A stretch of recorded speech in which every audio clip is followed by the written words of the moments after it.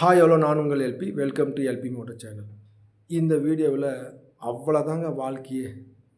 என்னங்க திடீர்னு இப்படி சொல்லிட்டீங்க, அவ்வளோதான் வாழ்க்கைன்னு? ஆமாங்க, இந்த உலகத்தை ஆள நினச்சவங்க 3 பேர். யார் யார் தெரியுங்களா? முதல்ல செங்கிஸ்கான், 2வது அலெக்சாண்டரு, 3வது ஹிட்லர். இந்த 3 பேர்கிட்டேருந்து ஒன்று கற்றுக்குனீங்க. என்ன தெரியுங்களா? அதை பின்னாடி சொல்கிறேங்க. நிறைய பேர் வாழ்க்கையில் கஷ்டப்பட்டு முன்னேறுவாங்க.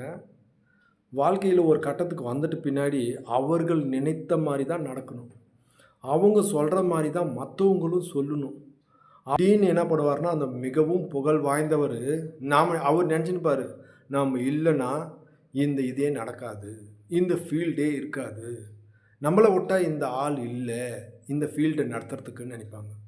திடீர்னு இறந்துட்டாருன்னு வச்சுக்கோங்க, என்ன பண்ணுவாங்க சொல்லுங்கள் பார்க்கலாம்? அந்த ஃபீல்டில் இருக்கிறவங்க எல்லாம் சாப்பிடாது போயிடுவாங்களா? இனிமேலுக்கு மூவ் ஆகாதுங்களா? நல்லா நினச்சி பாருங்கள்.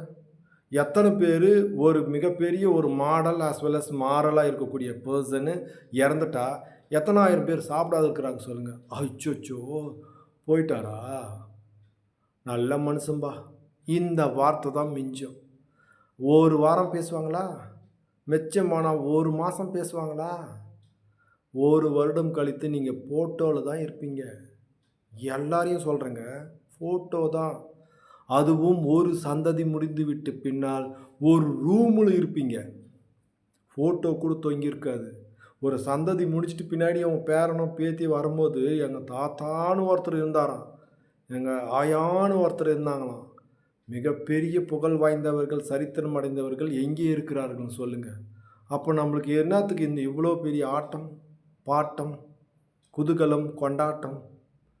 நம்ம நார்மலாக நல்ல மாதிரி இருந்துட்டு மற்றவர்களுக்கும் நல்லதையே கொடுத்துட்டு நாம் போய் நம்மளுடைய வாழ்க்கை எப்போ முடியுதுன்னு யாருக்கும் தெரியாதுங்க.